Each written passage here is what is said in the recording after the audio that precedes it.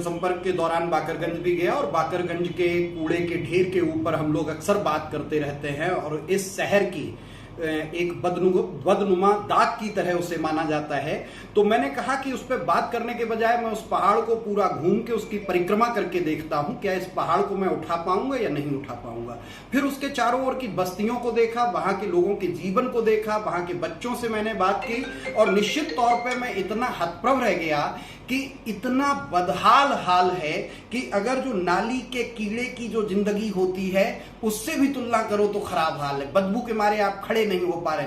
Board वहां लगे हुए हैं कि 300 टन कूड़ा प्रतिदिन निस्तारित हो रहा है। अगर जो 300 टन कूड़ा प्रतिदिन निस्तारित हो रहा है तो फिर अभी तक इतना बड़ा पहाड़ का पहाड़ क्यों खड़ा हुआ है। दूसरा, जो रास्ते बना रखे हैं जिधर से गाड़ियां कूड़ा लेके जा रही, वो बस्ती के बीच से जा रही, जबकि दूसरा उसका बाईपास रास्ता हो सकता है। बस्ती की तरफ एक दीवार खड़ी की जा सकती है। जब मैंने इन सब चीजों को देखा, वहां के लोगों से बात की कि आप कैसे रहते, उन बच्चों से बात, उनके लिए तो वो जीवन ही बन गया। और मैं आपको बड़ी ईमानदारी से एक बात कहता हूं कि जो बाकरगंज की स्थिति है गलियों की नालियों की, ठीक वही स्थिति लगभग इस शहर के 40 वार्ड की बना रखी है।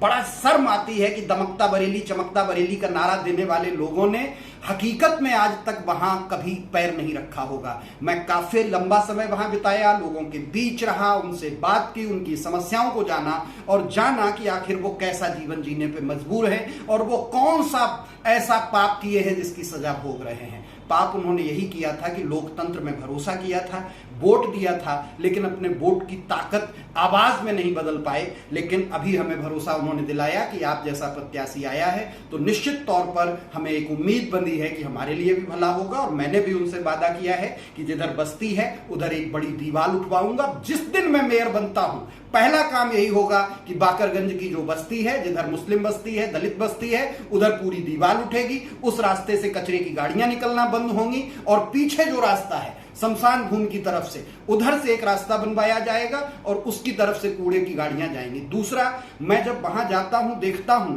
तो जो क्रॉसिंग है, क्रॉसिंग के ऊपर आज तक पुल नहीं बनाया गया। उधर शमशान भी आगे पड़ता है। अंतिम यात्रा के लिए जो शव जाते हैं उनका रास्ता रुक जाता है। क्या वहां एक पुल नहीं बन सकता है? वहां एक पुल बन जाए तो शमशान की तरफ वो कचरे की गाड़ियां भी ऊपर से निकल जाएं, वहां पे शव यात्रा भी न रुके और वो चीजें आज तक किसी ने ध्यान नहीं दी। सबसे पहले मैं इन्हीं पे